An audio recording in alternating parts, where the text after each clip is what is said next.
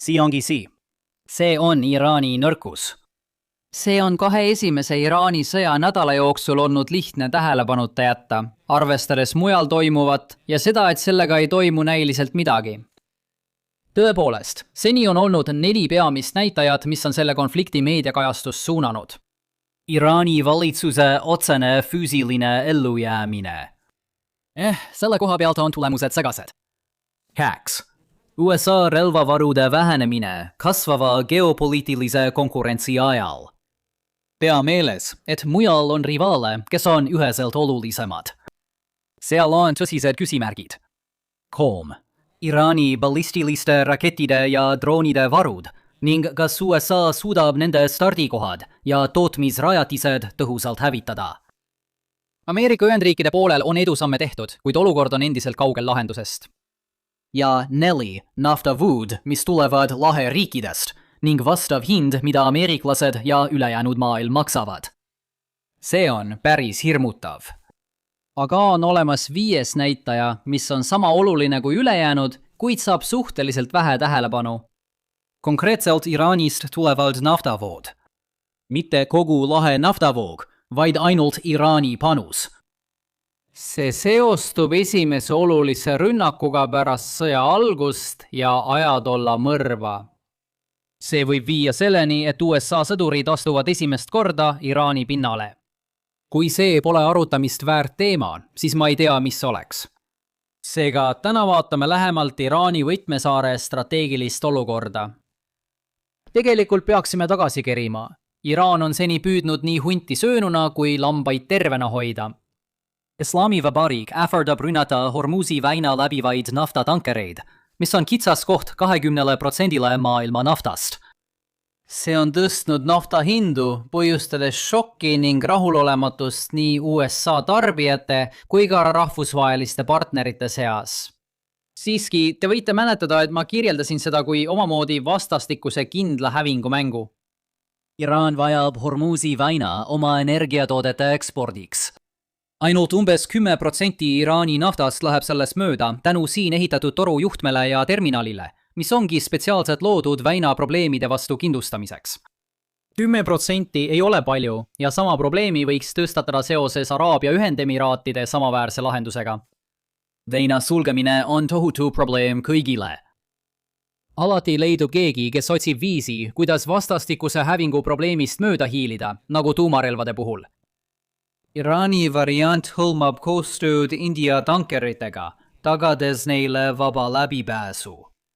Samuti võimaldatakse tankeritel kaubelda Hiina juaanides, et õõnestada petrodollarit.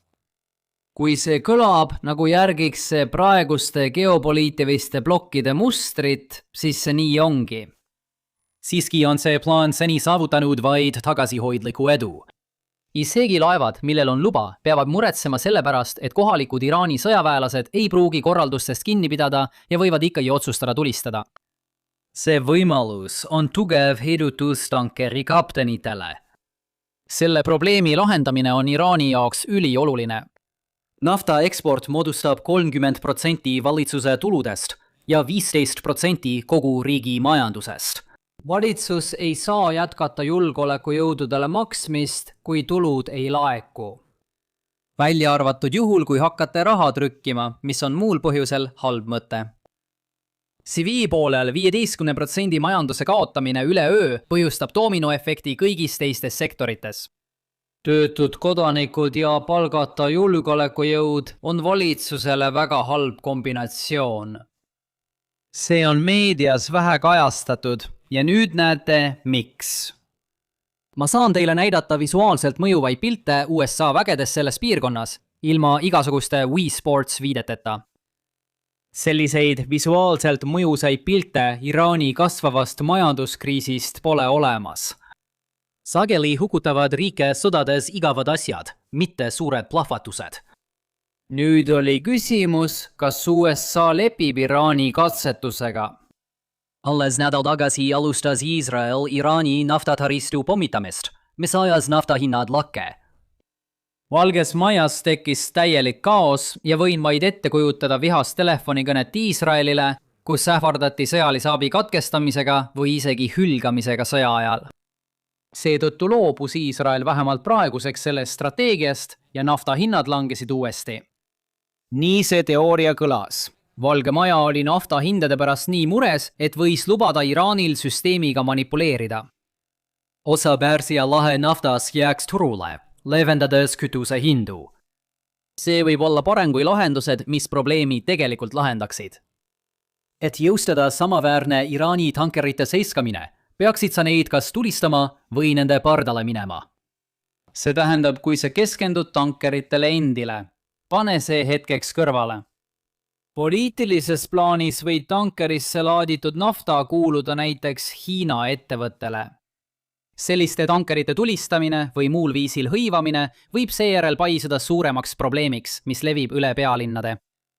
Enda eest rääkides eelistan, et see jääks maailmasõjaks, mitte ei muutuks konkreetseks 3.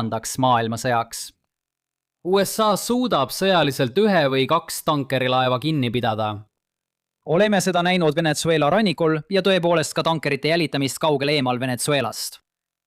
Hormuzi väinast väljuvaid potentsiaalseid sihtmärke on palju rohkem. Ameerika Ühendriigi peaks piirkonda tooma rohkem patrull-laevu samaväärseks korrakaitseks.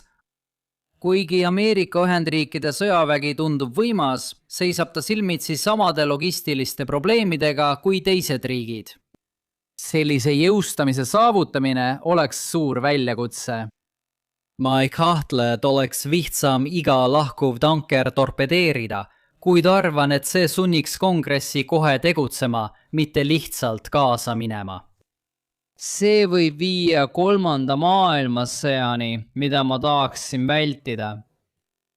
Oleks arusaamatu, kui Ameerika Ühendriigid lubaksid Iraanil oma naftat müüa, nagu midagi ei juhtuks. Selle sõja ajendiks on soov ära kasutada Iraani kodanike varjatud soovi oma valitsuse vastu. Naftatulude katkestamine on selle protsessi edukaks läbiviimiseks üks parimaid strateegiaid. Trump soovib väga, et väin oleks avatud. Iraan avab selle uuesti, kui valitsus leiab, et sulgemise jätkamine pole kasulik. Ma ei tea, kuidas sinuga on, aga mulle tundub, et olukord, kus hunt on söönud ja lambad terved, on vastupidine kaotavale poliitikale. Kui tahad sundida Iraani väina avama, tee selle sulgemine võimalikult valusaks.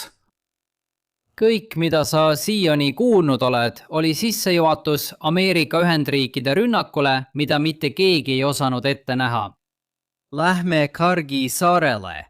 Vabandan oma kohutava häälduse pärast. Vasturünnaku sihtmärgina oli Kargi saar tõenäoliselt Iraani tähtsaim rajatis. Kargi saarel on suur praktiline ja majanduslik tähtsus. Iraani kogu elatusallikas ja majandus sõltuvad Kargi saarel toimuvast nafta ekspordist. Kargi saar annab läbirääkimistel huva. USA võiks iraanlastele näidata, et kui nemad võtavad maailma nafta, saab USA nende oma blokeerida. See on väga ohtlik protsess. Kuidas reageeriksid Nõukogude Liidu juhid? Nõukogude Liit? Mis siin toimub? Jaa, õige. Kõik nägid seda ette. See lõik oli parafraaside kogum Jimmy Carteri ajastu strateegia koosolekult, mis toimus pantvangi kriisile reageerides. Võib-olla teate üht selle näidendi tegelast paremini Mika isana. Asi on selles, et see oli ilmne vastus, millest Iraan oleks pidanud teadma ja tõenäoliselt teadiski, kuid ikkagi ei suutnud Ühendriike takistada. Siin on Iraani probleem. Riigil on täiesti pööraselt palju naftat. Geopoliitika, jumalad on meid justkui naljana paigutanud maailma, kus Iraanil puudub süvaveerannik. Ma ei pea teile ütlema, et ülisuurte naftatankerite nimetus vastab tõele. Need on tõepoolest ülisuured. Nad vajavad rannikul palju sügavust, et mitte madalikule joosta. Kargi saar on lahendus. Lähedal asuvad veed on piisavalt sügavad tankerite jaoks.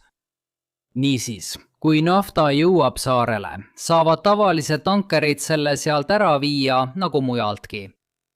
Iraan lahendab vaheedapi suurte torujuhtmetega, mis ulatuvad mandrilt läbi mere saarele. See on ideaalne lahendus. Välja arvatud see, et see on saarel.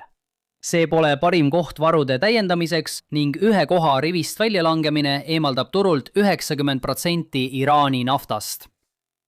Kokkuvõttes ei pea USA Iraaniga seotud naftatankerite peatamiseks neid isegi puudutama. Pole vaja rannikut mööda sõita ega sadamataristut pommitada. Tuleb lihtsalt dikteerida Kargi saarel toimuvat. Pole üllatav, et Iraak ründas Iraani-Iraagi sõjas Hargi saart. Lootus oli, et see sunnib Iraani sulgema Hormuzi väina, kuna nafta ei liigu enam ja see meelitaks lääne sekkuma. Tänapäeval on Ameerika Ühendriigid saare suhtes muutnud lähenemist. Pidage meeles, et Iraani naftataristu kahjustamine mõjub nafta hindadele nii lühi- kui pikaajaliselt, mida Donald Trump soovib igal juhul vältida. Strateegiliselt tugevdab taristu õhkimine paradoksaalselt Iraani läbirääkimispositsiooni. Kui Iraan ei saa sõja ajal naftat eksportida, kuid saab hiljem, on saamata jäänud tulu alternatiivkulu. Kui Iraan ei saa naftat eksportida, pole see sõja kulu, sõltumata sõja seisust. See on lihtsalt elu fakt ja seetõttu ei mõjuta see Iraani otsustusprotsessi läbirääkimistel. See on sama loogika, mis seletab, miks mõned Euroopa riigid on ettevaatlikud Venemaa vahendite konfiskeerimisel, mis on praegu liitlasriikide pankades külmutatud. Pantvangi hoidmine annab Euroopale Venemaa üle rohkem mõjuvõimu. Tundub, et Ameerika Ühendriigid on põhjustanud märkimisväärset kahju saare lennurajale ja mäenõlva all olevatele punkritele.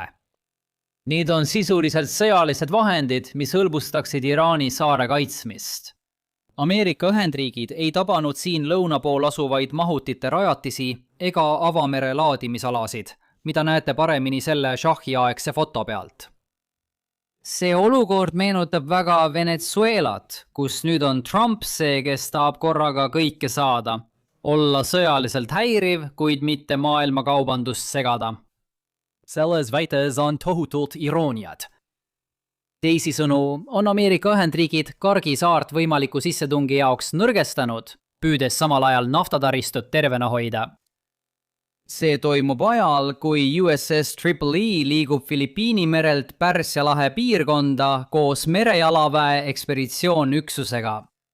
Olen ettevaatlik nende kahe vahel otsest seost tõmbamast, sest tekib küsimus, miks kasutada dessantlaeva, kui võiks läänest sisse lennata. On näha, kuidas USA võib siin sissetungi ette valmistada.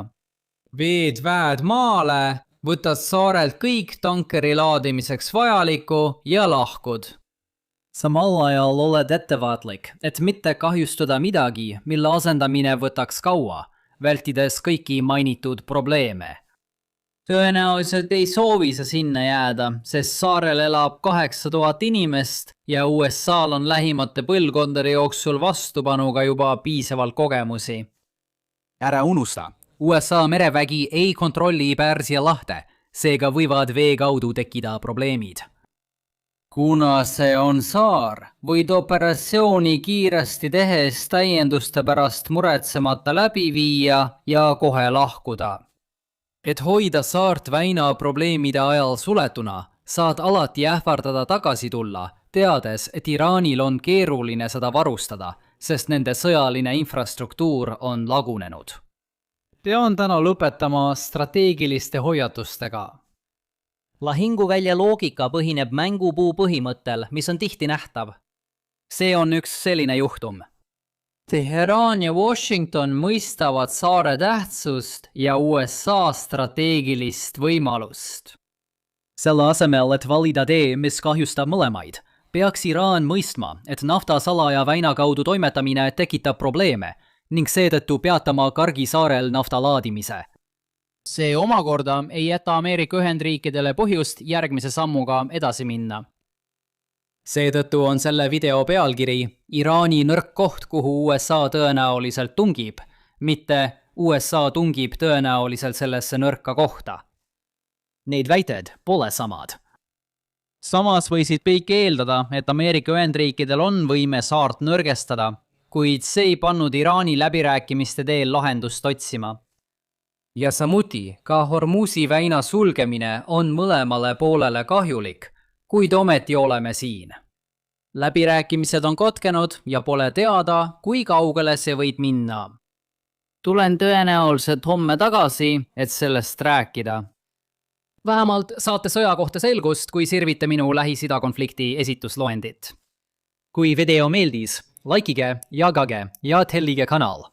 Kohtume järgmisel korral. Olge tublid.